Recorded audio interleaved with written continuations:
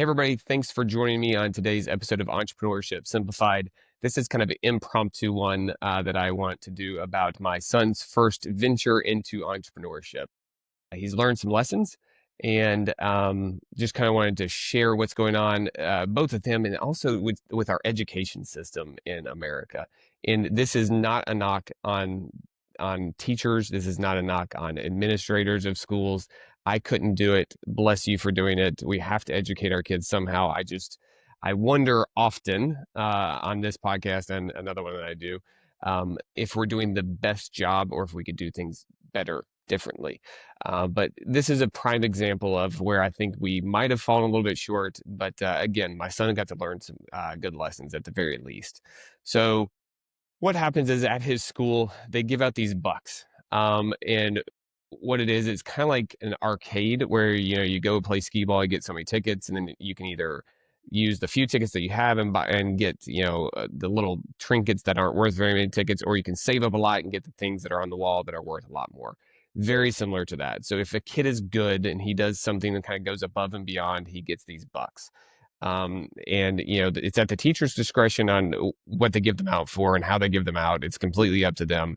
But basically, it's to encourage good behavior, right? Which I have absolutely no problem with, because if I was a teacher, it would 100% be a monetary basis of you have to behave and I will reward you for behaving. So I have no problem with that at all.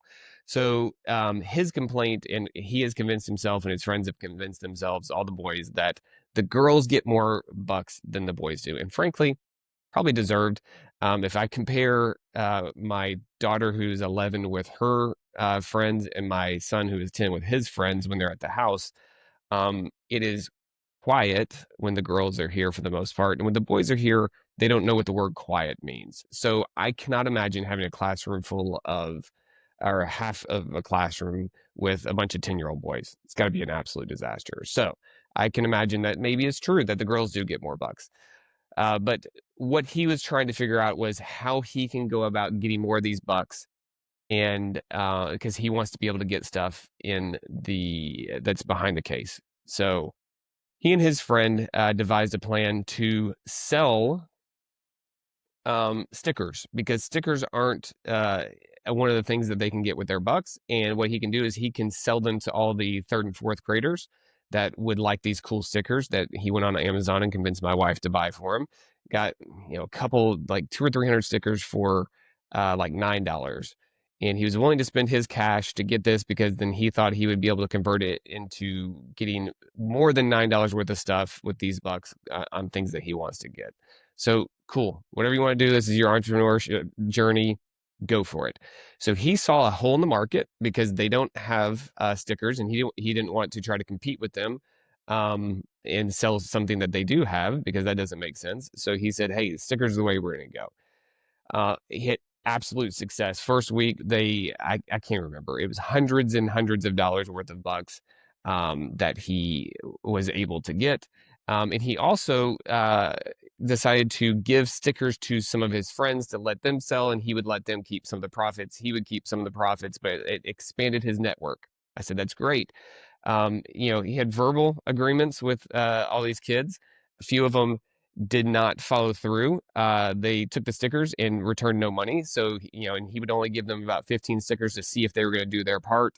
And if not, he wouldn't give them any more stickers. And he got, stood up by a few of his friends, which, to his credit, and, I kind of coached him on this. He confronted them not in a negative way, but just to say, hey, like, the agreement was this. You're telling me you don't have the stickers anymore. You're also telling me that you don't have any bucks. That doesn't feel good. So we're not going to do this anymore. We're not going to do stickers anymore. That's kind of disappointing, but I'm not going to give you any more stickers going forward. So I was proud of him for having that confrontation, not from the standpoint of trying to be mean, because I don't want him to be mean to anybody, but he needs to learn that in business, in life, there has to be confrontation. Nobody really likes it, but there has to be confrontation. Let's do it in a healthy manner to set expectations going forward, right? So I was very proud of him. He learned his lesson there. But then this week he got put on notice that what he was doing was not allowed. It was a misappropriation of the bucks, and it was not allowed to have people exchange their bucks for anything other than what the school provides to sell to them. Individual students aren't allowed to sell it, which that was kind of weird. But then they took it a step further and told him that those kids worked really hard for those bucks, and it was taking advantage of them to ask them to trade the bucks for a good, which in this case was the stickers, which is very interesting because the school itself, that's exactly what they're doing, is you work hard for this and you exchange it for a good. It just happens that they don't have stickers, but it's the exact same thing. My son, because he's respectful and he would only talk back to his parents, didn't really say anything, but he came to tell me about it when he got in my truck, and he was like, I don't understand how it's any different than an adult going to Walmart and buying something. They have whatever it is, it's a loaf of bread, and you have to spend your hard-earned money, your actual cash, you have to give it to Walmart, and then Walmart lets you take the bread and leave the store. He said, I don't understand how it's any different. And I was like, it's not any different. It's frankly no different than the hard-earned money that the teachers make, and then they go to Starbucks and get a coffee, because the teachers aren't going to work for free, right? They believe me, they work hard for their money. My property taxes are part of what goes to pay their salary. I work hard for my money. I give it to them because that's part of living in this civilized society that we are in. I have to pay taxes. If I don't, there's consequences for that. It pays their salary. They take their hard-earned money. They buy the goods and services that they need. So it's what we call a free capitalistic market, right? And my son was taking advantage of that. He saw a hole in the market and he decided to fill it with a solution. That solution was stickers. But they told him it was not right. They acted as if he was doing something that was not maybe morally correct, which I had a problem with because they made him feel bad. They made him feel guilty. He's has a much softer, kinder heart than I do. So it did make him feel a little bit bad that he had done something he wasn't supposed to. And I encouraged him and told him, no, in fact, you didn't do anything that you weren't supposed to. If the school doesn't want you to do it, they're the man. So they get to decide the rules. But you didn't do anything wrong. It's no different than somebody taking their hard-earned cash and going to a store, going to Starbucks, going to the gas station and buying whatever it is that they need. So I encouraged him that he had done well. He found a hole in the market, and he filled it. So good job. That's what entrepreneurs do, right? So good job there. So I thought that was where it was going to end. So then he gets home yesterday and he tells me, hey, I actually got in trouble. I got a mark. So they have this little folder and they get marks. And once they get so many marks, they can't go to the Good Choice Club at the end of I guess, the 6 weeks of the semester. I'm not exactly sure when it happens, but they're not allowed to go. So he was a little bit upset that he got it. And I said, hey, yeah, no, that is upsetting. In fact, I'm going to give you, I gave him $5. I gave him a $5 cash bonus for the idea and executing the idea. And I said, here's $5. Not only are you not going to be in trouble for me because you got in trouble at school, here it's the opposite. I'm proud of you. I'm extremely proud of what you did. So good job. Like I want to encourage you to do this in the future because that's what I do. I mean, this is what I do for a living, right? I'm an entrepreneur. So I actually wrote a little note because I have to sign off every week to say like, hey, yeah, I got all of his assignments home, and then if he got marks, yeah, I saw that he got a mark. So instead of signing it, I wrote a little note that basically said, hey, so he's in the gifted and talented program at the school he's at. Extremely smart kid, gets it from his mother. But I said, hey, it's kind of a shame that uh, we're punishing and telling kids that are in the gifted and talented program that they shouldn't be using ingenuity and entrepreneurship um, ideas when they pop into their head. If anything, I think we should be encouraging this because he found a hole in the market that existed in your store, and he filled that hole with a solution. So, if anything, I think he should actually be encouraged in doing this, and we should use that as an example for the entire class, heck, for the entire grade, to say, hey, look, this is what ingenuity and entrepreneurship looks, and look at the success they've had. And honestly, I think that he should have been praised for it because those are things that schools not only don't encourage, obviously, they discourage you, and you get punished for doing what society encourages and, uh, you know, reward you for. I mean, if you're a good small business owner, if you're a good entrepreneur, you make money. And let's be very clear, if it wasn't for small businesses in America, at least, we would have problems. Like, I don't know if you realize how many small businesses support the big businesses that you buy goods and services from. But if it wasn't for small businesses, eh, about our economy would fall apart. So we should be encouraging that, not discouraging it. We should be rewarding, not punishing these kids.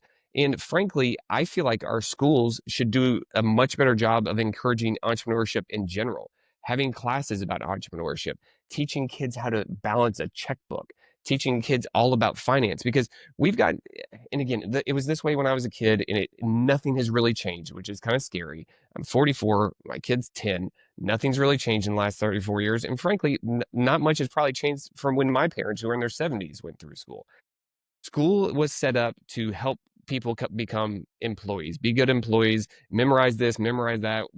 Don't really learn a whole lot. I was told in the 80s, 90s that, you're not going to, you need to learn how to do trigonometry. You need a geometry and algebra 2. And frankly, I haven't used any of that in my life. I just haven't.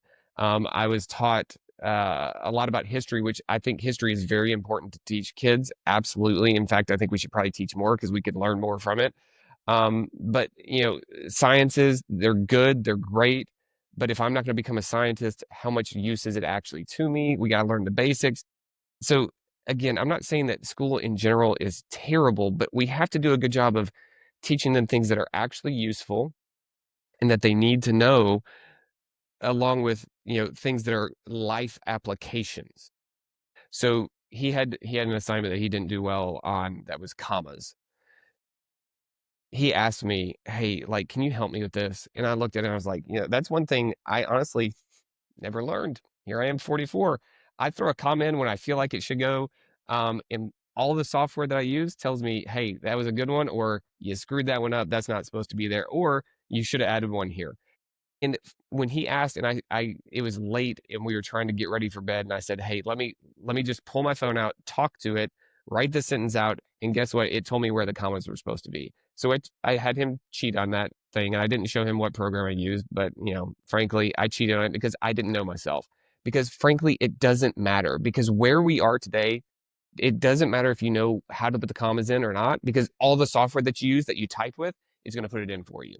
And that's where we are. Just like I was told that I wasn't going to have a calculator in my pocket everywhere I went when I was a kid. Guess what? Not only do I have a calculator, I got a supercomputer, because this is better than any computer that existed when I was my son's age, right? So not only were we a little bit wrong about not having a calculator, I have a calculator that can do absolutely any calculation that I would need it to do. As a normal adult male, this will do any calculation I need it to do, because I can ask ChatGPT, I can ask Google, I can download apps that can do super complicated trigonometry. And so we're teaching these kids these things that, frankly, they're just not super useful. Like the commas and stuff like that. I mean, like, we have to know grammar, I guess, but frankly, he's super worried about that. But he's being smacked down on something that could actually make him money in the future. Is a comma going to make him any money in the future? Probably not, because he's never going to know, likely, just like I did, because he's a very much a student like I was, where we're going to do what we have to do to get by and get the good grade, get as good a grade as possible, but not put a ton of work in. Whereas his sister is like his mother, and she works very hard. She wants all A's no matter what, period. And that's okay. Both of those are okay. Both myself and my wife, independently and together, have been successful in life. So it's not one size fits all, I guess, is what I'm saying. So we need to be able to teach kids how they can be successful in life. And a comma is not it, right? Telling a kid not to be entrepreneurial, probably not the best idea. So again, I'm not knocking schools. I'm not trying to say that the teacher in this case was wrong. What I'm saying is this was an opportunity that could be a very good teaching and learning opportunity for the kids in the school, could be a very good teaching opportunity for the teachers in the school, and we missed. They missed big. So to wrap it all up, I'm very proud of my son. He did a very good job. The fact that he was punished by the school, I don't care. He's rewarded with me. And frankly, I told him, hey, we just need to come up with with another idea for you that the school can't keep you down. Like I said, can't let the man keep you down, right? So you always have to work inside the rules, inside society, whether you agree with them or not. You have to work inside those, whether you agree with federal, state, local, school rules, you still have to follow them. We just got to figure out how to play inside those rules. So anyway, that's all this episode was about. Just wanted to kind of share that because, again, I feel like as a society, we have to do a better job of teaching our kids life applicable lessons more than what just the school gives us and these generic lessons that we've been learning for the last 100+ years. So, all right, everyone, thanks for watching. I hope you have a great day and hope to talk to you again soon.